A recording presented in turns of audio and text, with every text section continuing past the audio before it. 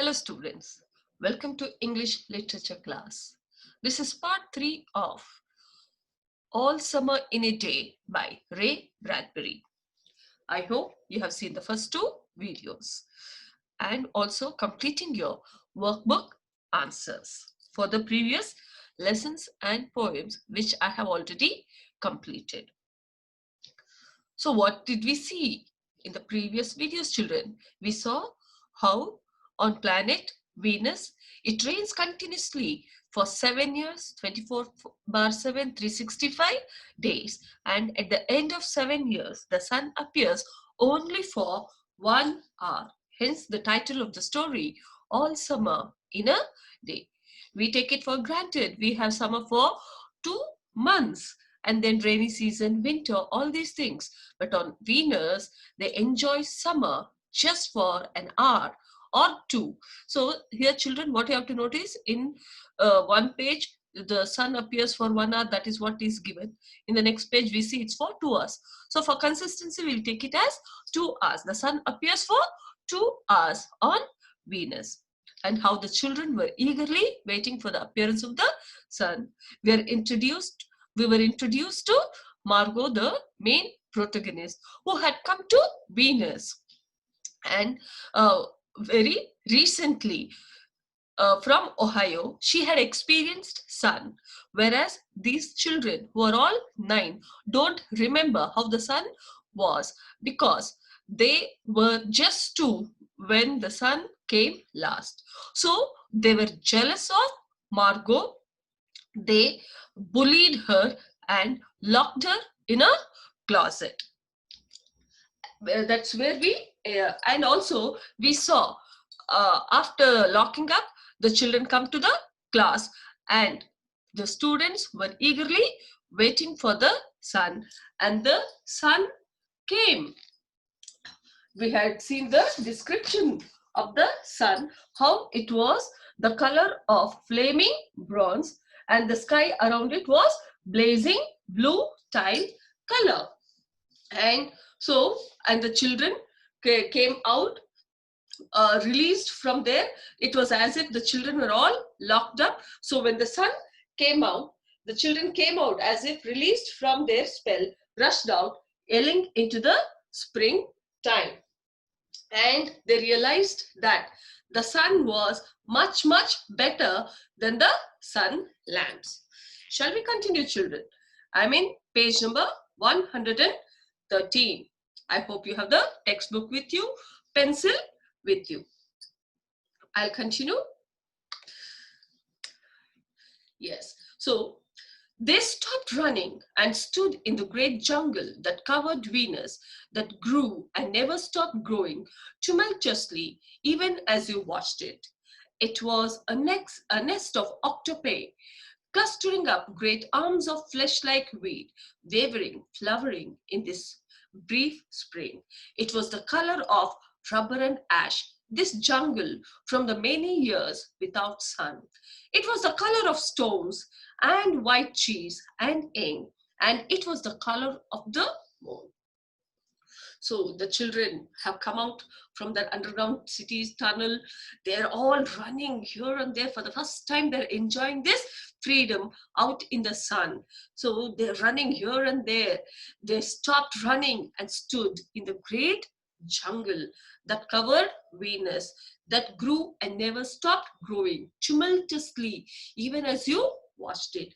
So it was growing continuously. We have already seen how thousands of jungles grew and again got crushed because of the rain in the first page. So here the children seeing it live now, they can see the jungle growing as they watched it. As they watch it, and which never stopped growing uncontrollably. Violently, this jungle is growing. And how was it? There is a figure of speech, metaphor. What is the figure of metaphor, children? Where we compare things without using the word like and as.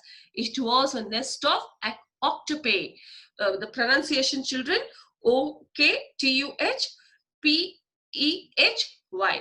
So it was a nest of octopi, clustering up great arms of flesh like weed. So when watched from above, a bird's eye view, how did this jungle look like? It looked like a nest of octopi. What is octopi, children? See the picture there.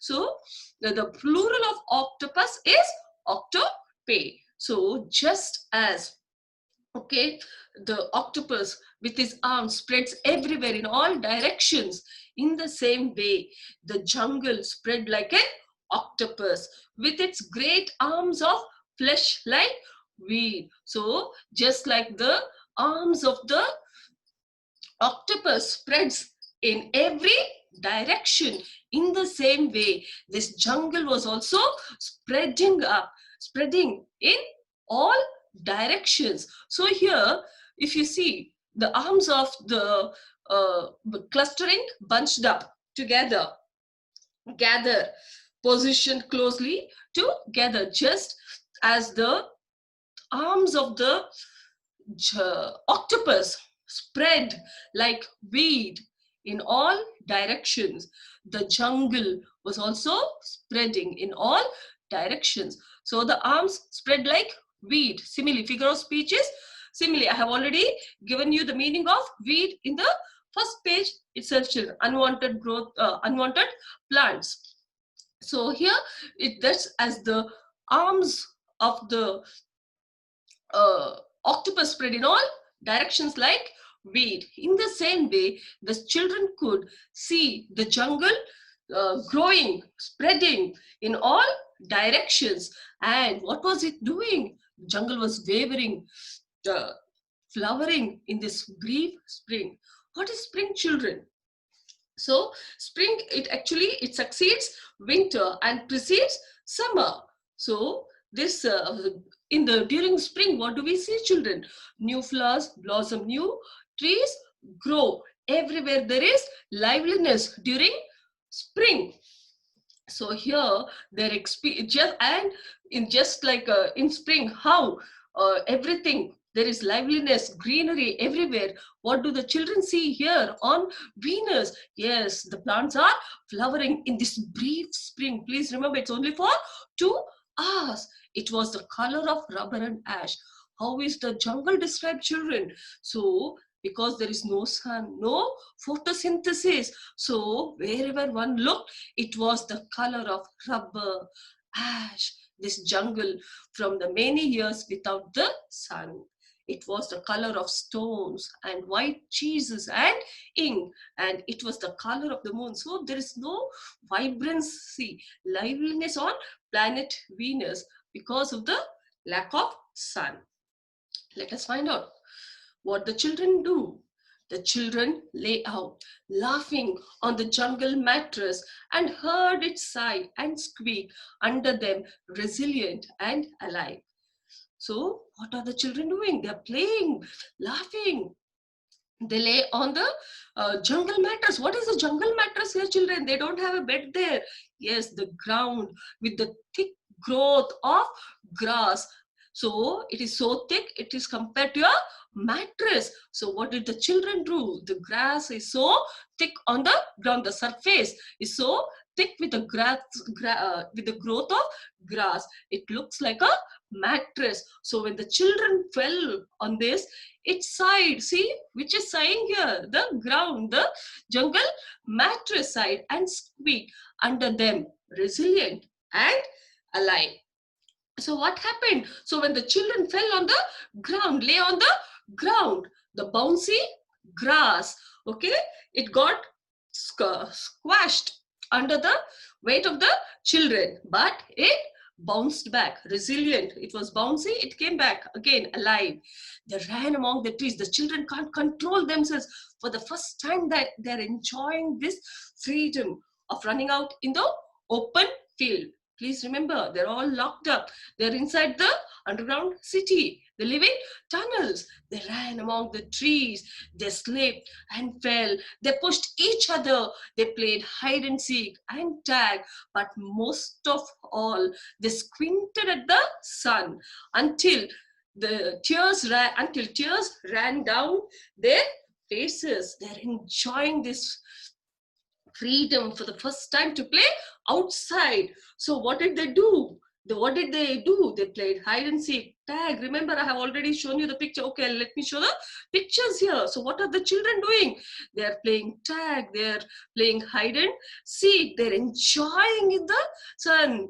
And then they squinted at the sun. Please remember, they're seeing the sun for the first time. They squinted. They looked at the sun with their eyes partly closed because the sun is so bright they cannot see it. So they have to partially squint their eyes to see the sun. So what happened as a result? The brightness is so much that tears ran down their faces.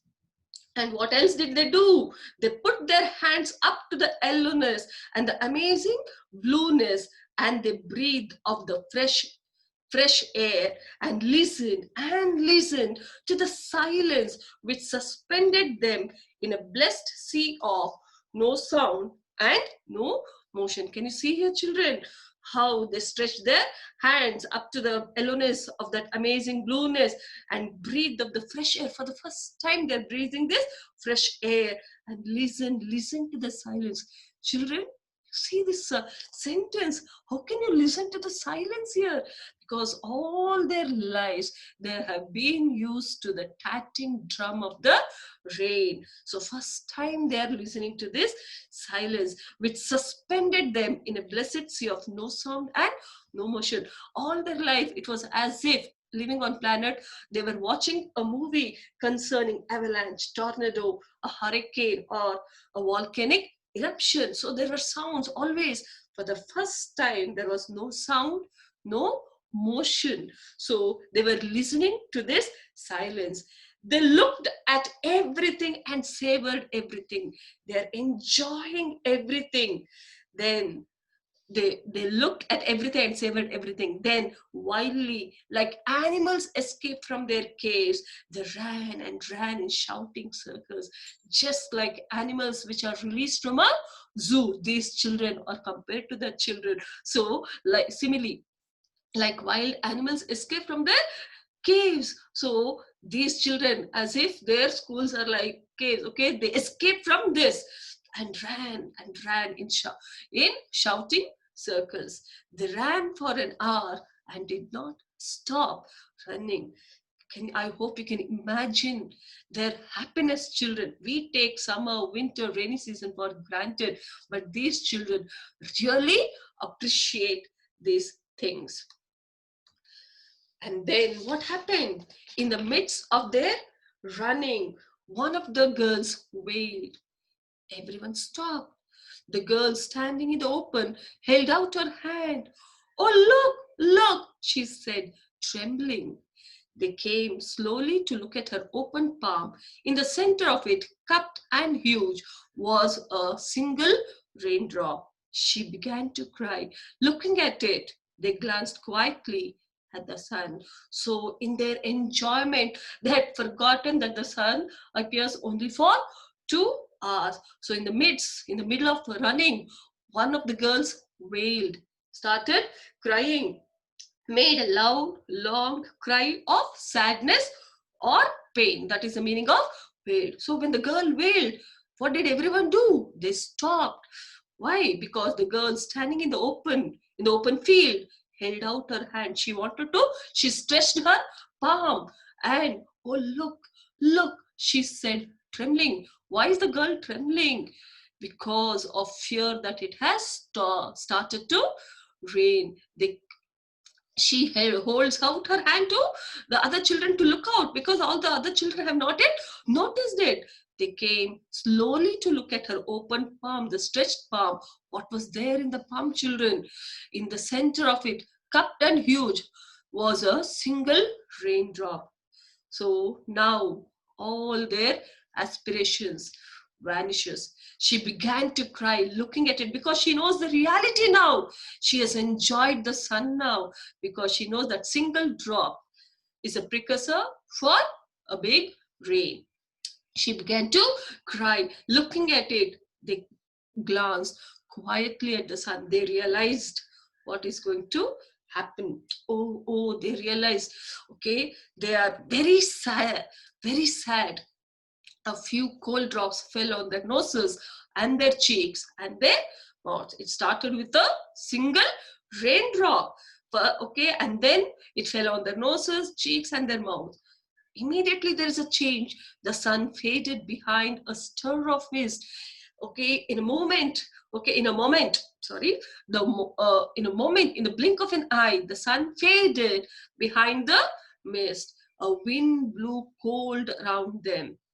They turned and started to walk back toward the underground house, their hands at their sides, their smiles vanishing away. They know now. Okay, why have their smiles vanished away? Children, they realize that they have to wait for another 7 years. A boom of thunder. Boom, figure of speech, onomatopoeia. I have already explained what onomatopoeia is.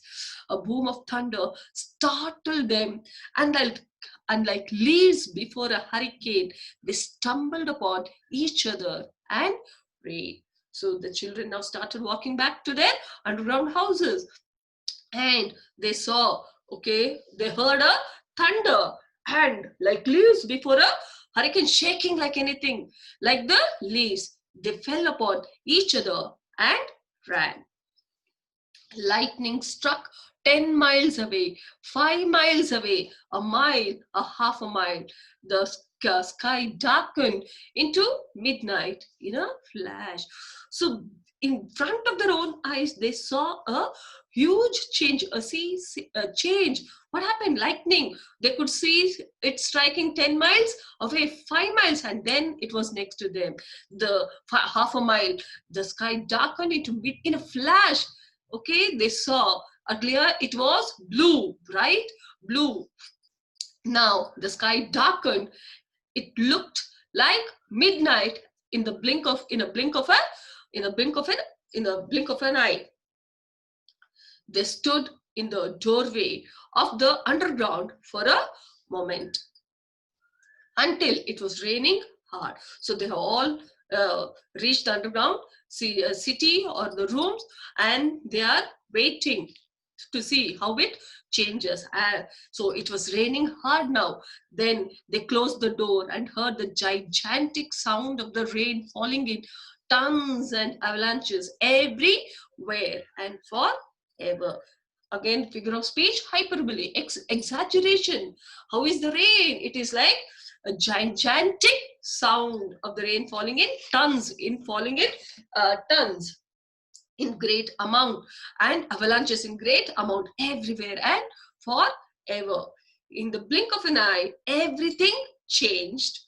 The sky had turned dark, and now it's raining in tons and avalanches in great amount everywhere and forever. Will it be 7 more years? Yes, 7. So now they know the harsh reality of their life, that they have to wait for another 7 years. Then one of them gave a little cry. Margot, what? She's still in the closet where we locked her. Margot, now. When the sun appeared, they had forgotten everything. Now reality is crashing on them. One of them realized that she gave a cry because she remembered having locked Margot. She's still in the closet where we locked her. Margot. They stood as if someone had driven them like so many stakes into the floor. They looked at each other and then looked away. They glanced out at the world that was raining now, and raining steadily. They could not meet each other's glances. Their faces were solemn and pale. They looked at their hands and feet, their faces down. So what is the reaction of the children? The minute they realized that Margot, the one who was waiting so eagerly for the sun, and that girl had missed the sun. They had locked her up. They had forgotten to release her from the closet. So what is their reaction? How are they standing? They look as if someone had driven them like so many stakes in the floor. So what is what is the meaning of stakes, children? A stick or post pointed at one end for driving into the ground. A stick means a stick, sorry, a stakes means a stick or post pointed at one end for driving into the ground. I hope you can see this here, children. So this is these are the stakes here. So just like these stakes are motionless, so these children were also like stakes, like so many stakes who are driven, which are driven into the floor.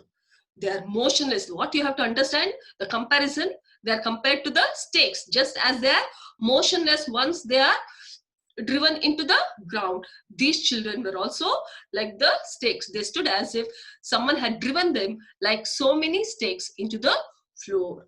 They looked at each other and then looked away. They're ashamed of their own behavior. Earlier, they were bullying her, but now there's a sea change in their behavior. They glanced out at the world that was raining now, and raining steadily, continuously. They could not meet each other's glances. They're ashamed, embarrassed of their own behavior. Their faces were solemn, serious, and pale. They looked at their hands, feet, their faces down. They can't make eye contact with anybody else. They're looking at their own feet, hands. Margot, one of the girls said, "Well, no one more. Go on," whispered the girl. Now nobody has the courage to approach her. They're trying to find out who is brave enough to go and open the door, the closet door where she is locked. They walked slowly down the hall in the sound of cold rain. Earlier children, see, they didn't mind bullying her, but now, with the emergence of the sun, it's as if their sense of shame has returned. They turned through the doorway to the room in the sound of the storm and thunder, lightning on their faces, blue and terrible. So what is the meaning of this? Yes, the lightning is reflected on their faces, blue and terrible. It also shows, okay, how bad they feel about their own behavior. They feel terrible about their own behavior towards Margot. They walked over to the closet door slowly and stood by it. They don't know what else to do now. They slowly walked to the closet door and stood by it. Behind the closet door was only silence. Remember earlier when Margot was locked, she had pushed violently against the door. Okay, they had seen it tremble because of her beating and throwing herself against it. But now they realized that Margot had given up. So how do they realize? Because there was only silence. What did the children do? They unlocked the door even more slowly and let Margot out. They didn't know what to do, how to react, because she was the one girl who wanted to see the sun so much, and they had deprived her of it.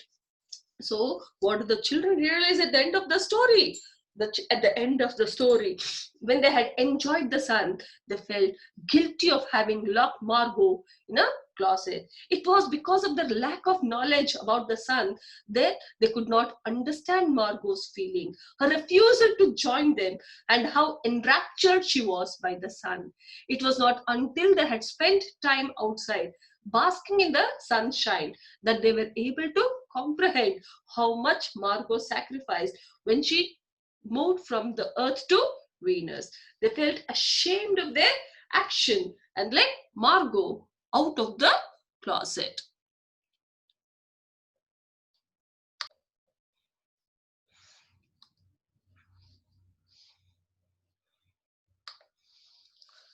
So children, we have finished the lesson. So let us find out what are the themes of this story. So the themes are jealousy and bullying and space travel. The theme of jealousy and bullying is explored in the story through the behavior of the students living on planet Venus. Children generally tend to become mean and insensitive when they are confronted with someone different from themselves. It causes jealousy in them and they resort to bullying to vent to their feelings, to give vent to their feelings. In the story, the children living on the planet Venus singled out Margot because they found her different from them in many ways. First, she had come from Earth, where they have been born and whereas they have been born and brought up on the planet Venus. Second, she was pale and shy and did not mix with them. She neither played games nor sang songs of happiness with them.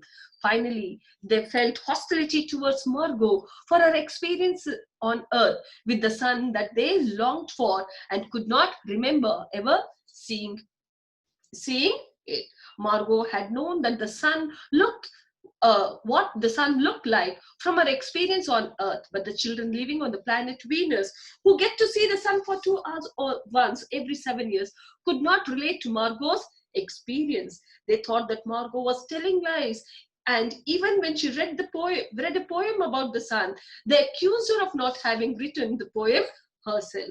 The author has shown the feeling of jealousy the students had for Margot through the character of William. He hated Margot because he thought she was weird and different from them. He bullied her throughout the story. The other children agreed with William and laughed at Margot. William convinced them to lock her in the closet. They became partners in crime with William and forcibly locked Margot in the closet and thus prevented her from seeing and feeling the sun. However, it appears that it was just a prank played by the children out of jealousy. They never believed in Margot's knowledge about the sun. Before experiencing the sun themselves, they did not know how special the 2 hours of sunlight would be. But after experiencing the warmth of the sun, they realized that Margot was right. So when the sun finally emerged, they felt guilty of what they had done to Margot. They stood frozen and walked slowly towards the closet and let Margot out. What's the second theme, children? Space travel.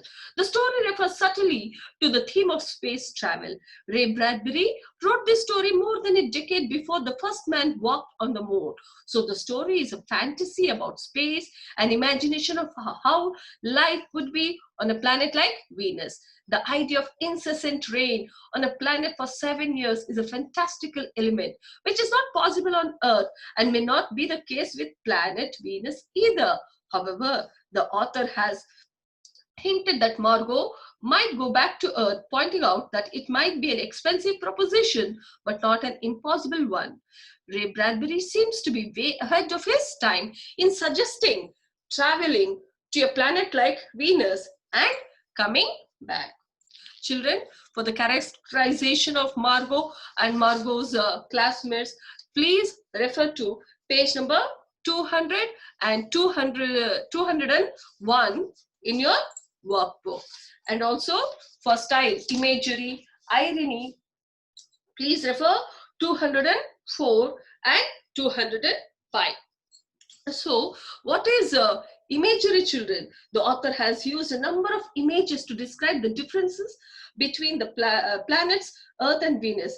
It has been raining on planet Venus for thousands of years, and it is after every 7 years that the sun emerges for a period of 2 hours. The story abounds in color imagery. Example, remembering gold or yellow crayon. The rain had washed off the blue from her eyes and the red from her mouth and the yellow from her hair. Auditory imagery, children.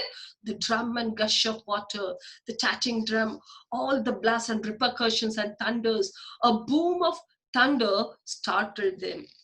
Irony. Yes, there is situational irony in the story. That is a contrast between what is expected to occur and what actually occurs. Margot, the protagonist in the story, told her classmate that the sun would be coming out that day, but nobody believed her statement. All the children in her class thought that she was lying because they had never experienced anything like sun and sunshine. Margot, who had come to Venus from Earth and had seen the sun, was waiting desperately for the sun to emerge. However, Margot was locked in a closet by her classmates because they hated her for having experienced the sun. But what the children least expected to happen happened as the rain stopped and the sun emerged. All the children went out, laughed, played, and enjoyed the sun, its warmth and sunshine. In their frenzy, they forgot to let Margot out of the closet. Thus, it is an irony that Margot missed out the special moment for which she had been desperately waiting for many years and has to wait for another 7 years to have that beautiful experience of basking in the sun. And for rhetorical devices, children, for metaphor, simile, hyperbole, please refer page number 206. While explaining the lesson itself, I have explained all these figures of speech, children. So now let us see the importance of sun in this lesson. So the power of sun over the children living on Venus is notable. So these children who lived on Venus, it's not only the sun has not only washed away their colors, their emotions, but also their compassion and empathy for other people. They do not gain this until they spend their time under the sun's rays. So the sun is life-giving for the landscape as well as the inhabitants of Venus. The sun depicts a restoration for the children. It gives color to their washed out appearance and it enables them to possess new encouragement, strength, and wholeness in their lives. So the sun is a harbinger of positivity. That's what you have to realize, children. So All Summer in a Day is a science fiction. Okay, so what is a science fiction? The science fiction is a term that is used for science which is based on imagined future scientific or technological advances, frequently portraying space or time travel and life on other planets.